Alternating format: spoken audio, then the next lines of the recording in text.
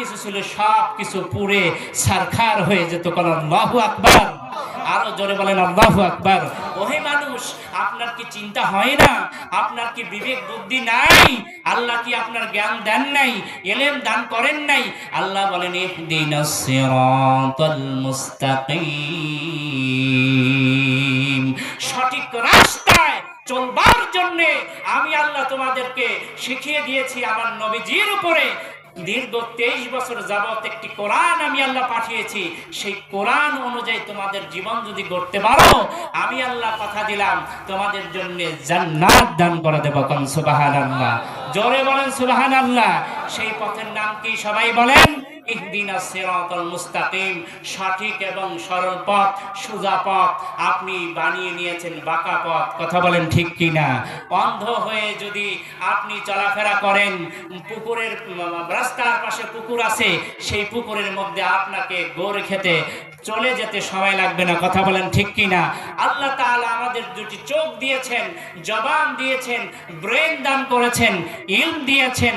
সেই ইলম দ্বারা, জবান দ্বারা আমি আপনি যদি সেই মালিকের না ডাকি, মালিকের গোলামি না করি, তাহলে পৃথিবীর মধ্যে আমি আপনি যে কবরে যাব, কেমনে যে থাকবো, আমার আপনার যে আরাম আয়েশের জায়গা হবে, সেটা যদি দুনিয়ার থেকে ক্রয় করে দুনিয়ার থেকে না গোছে নিয়ে যাই, তাহলে কবরটা কারো জন্য জাহান্নাম, কারো জন্য জান্নাতের বাগান। কোন সুবহানাল্লাহ, আরো জোরে বলেন সুবহানাল্লাহি ওয়া বিহামদিহি। আল্লাহ তাআলা প্রশ্ন করবেন, মান রাব্বুকা মান দীনুকা মান নাবিয়ুকা। অমুক ব্যক্তি অমুক গ্রাম থেকে, দুনিয়া থেকে বিদায় নিয়ে কবরে এসেছেন। ওই বান্দার হিসাব লাও। বান্দা যখন শুয়ে থাকবে কাপড়ের মোড়ানো চকলেটের মতো, হে দুনিয়ার মুসলমান, দুনিয়ার যুবক,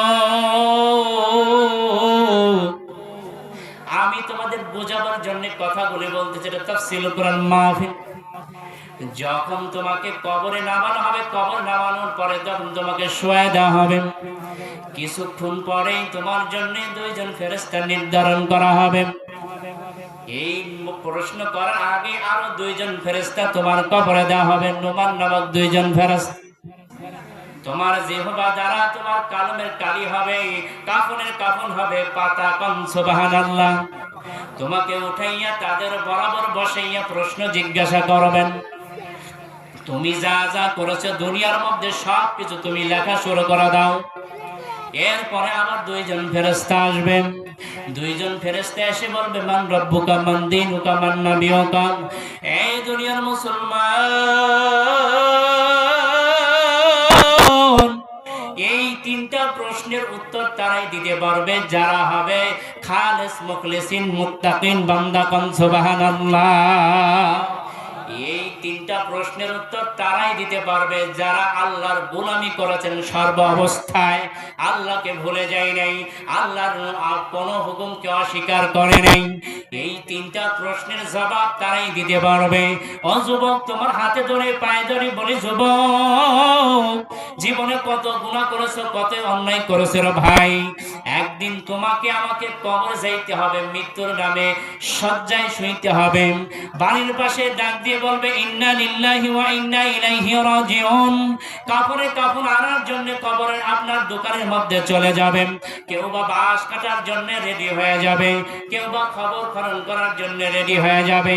এরপরে ইমাম মুয়াজ্জিন দিয়ে গোসল করাইয়া সুন্দর করে তোমাকে দাফন কাফন শেষে জানাজা দিয়ে দাফন কাফন করবে।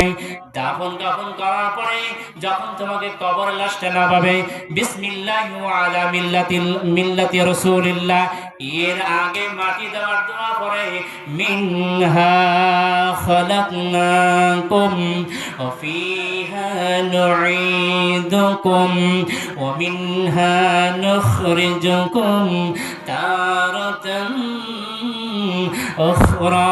আল্লাহু আকবার বলেন। আমরা সবাই জানি এটা হলো মাটি দেওয়ার দোয়া। আসলে এটা মাটি দেওয়ার দোয়া না। এটা কি না? মাটি দেওয়ার দোয়া না। আল্লাহ এই আয়াতটা ভয় ভীতির ব্যাপারে নাজিল করেছেন। ও বান্দা, তুমি যেখানেই যাও, যেখানেই পলায়ন করো, যেখানেই সিন্ধুকের মধ্যে তুমি লুকাও, আমি আল্লাহ তোমার জানকে বের করার জন্য এমন এক নির্দয়, কোনো মায়া নাই, কোনো দয়া নাই। আমি আল্লাহ এমন এক ফেরেশতা আমি আল্লাহ সৃষ্টি করেছি, যার নাম মালাকুল মউত আজরাইল। এমন ভাবে কবজ করে জানটা নিয়ে যাবে, জানটা নিয়ে যাওয়ার পরে তুমি একটা মৃত লাশ বডি পরে থাকবে। দুনিয়ার মধ্যে তোমাকে আর আব্দুর রহমান ঘোষণা করা হবে না, আব্দুর রহিম ঘোষণা করা হবে না, তোমার ডেড বডিটা হবে একজন মৃত ব্যক্তির লাশ। কথা বলেন ঠিক কিনা? সবাই চিৎকার দিয়ে বলেন ঠিক কিনা? আমি আপনাদের সামনে কিছু আমলের কথা বলবার চাই। যুবক, তোমাদের হাতে ধরে পায়ে ধরে বলে ভাই, জীবনে কত গুনাহ করেছো, কত অন্যায় করেছো রে ভাই। আল্লাহর হুকুম ছাড়িয়া দুনিয়ার মধ্যে চলছো রে ভাই। আল্লাহকে ভয় করো, আল্লাহকে ভয় করো, আল্লাহকে ভয় করো। আমার আল্লাহ এখন রহমান, আমার আল্লাহ এখন রহিম, আমার আল্লাহ এখন জব্বার, আমার আল্লাহ এখন দয়ালু মেহেরবান। তিনি চাইলে তোমার গুনাহগুলি ক্ষমা করে দিতে পারেন। তিনি যদি চান আমি বান্দাকে এমন ভাবে দুনিয়া থেকে বিদায় দেব, অপমান করে লাঞ্ছিত করে এমন ভাবে তোমাকে বিদায় দিবে, হইতে পারে ফেরাউনের মতো, হইতে পারে নমরুদের মতো, হইতে পারে হামানের মতো, হইতে পারে কারুনের মতো। কারুন কি করেছিল? মুসা পয়গম্বরকে তিনি দোষ দিয়েছিলেন আর বলছিলেন যাও যাও ওই মহিলা তুমি মুসাকে বলো আমার সাথে ধর্ষণ করেছে।